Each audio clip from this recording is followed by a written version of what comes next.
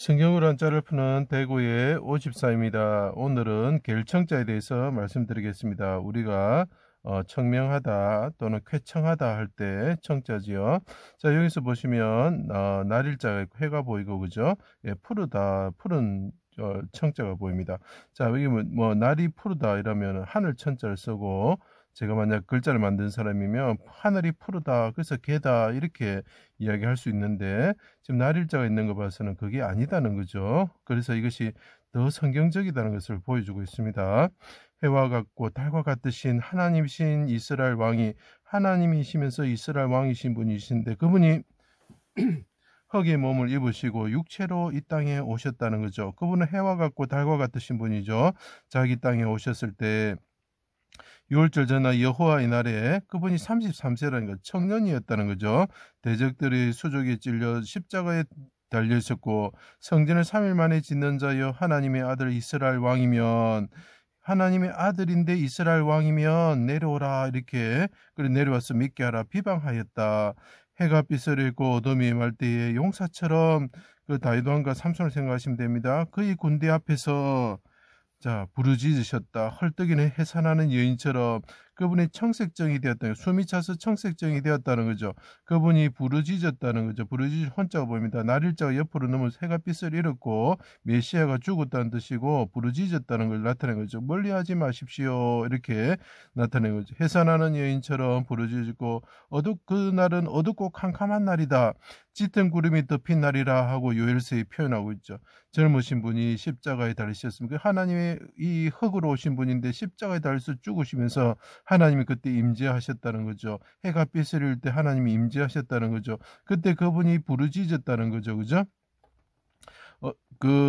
그날은 짙고 구름이 덮인 날이라, 이걸 꼭 기억해 주십시오. 해와 달이 캄캄하여 별이 빛을 잃고 시온산 그 언덕에서 용사처럼 부르짖으셨다. 다윗 왕께서 부르짖으셨다. 골리앗과 싸울 때 부르짖으시면서 달려가시는 모습이 보였으면 좋겠습니다. 하늘을 들이우시고 강림하셨습니다. 그의 발 아래는 어두캄캄하도다.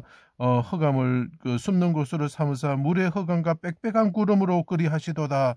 이렇게 이야기를 하는 거죠. 해가 빛을 잃을 때는 빽빽한 구름이 있었다는 걸 보여주는 거죠. 자, 그때 청색실의 에봇을 입으시 나오기 시작합니다. 청색 겉옷을 입은 대제사장으로서 분향단으로서 하나님께 그 위에 임하신, 어두운 가운데 임하신, 해가 빛을 잃을 때 어두운 가운데 임하신, 빽빽한 구름이 있을 때 임하신 하나님께 그분이 부르짖었다. 멀리하지 마십시오. 아버지 나의 영혼을 받아주십시오. 이렇게 하는 거죠. 하나님께 백성의 죄를 담당하시고 죄사함을 부르짖으셨다. 간구하셨다는 거죠.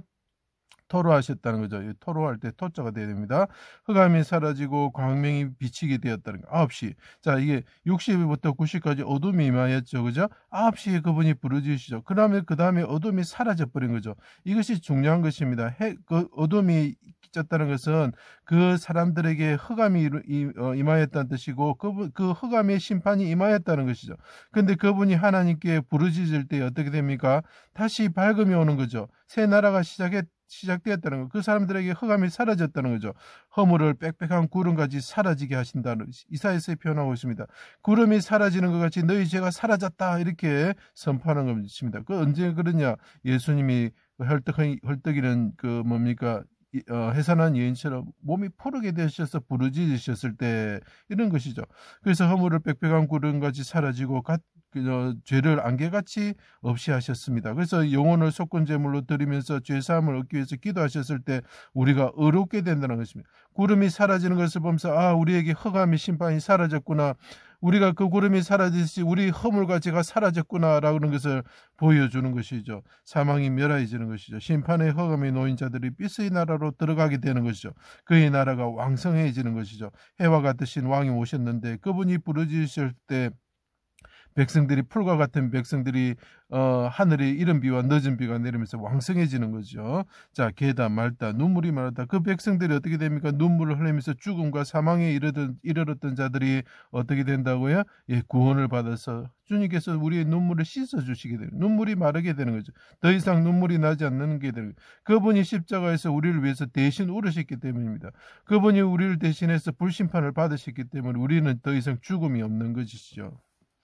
자, 몸에 아로 새긴 상아와 청옥을 입은 듯 하구나. 술람이여입니다. 아침빛같이 뚜렷하고 달같이 아름답고 해같이 맑고 깃발을 세운 군대같이 당당한 여자 사랑아 네가 어찌 그리 아름다운지 어찌 그리 화창한지 즐겁게 하는구나. 어떻겠습니까? 이분이 푸른 옷을 입으시 그 푸른 몸이 되시고 그분 해와 같으시고 달과 같으신 분이 하나님 앞에 부르짖으시고 죽으셨을 때 군대 앞에 용사처럼 부르짖으셨을 때 어떻게 된다고요?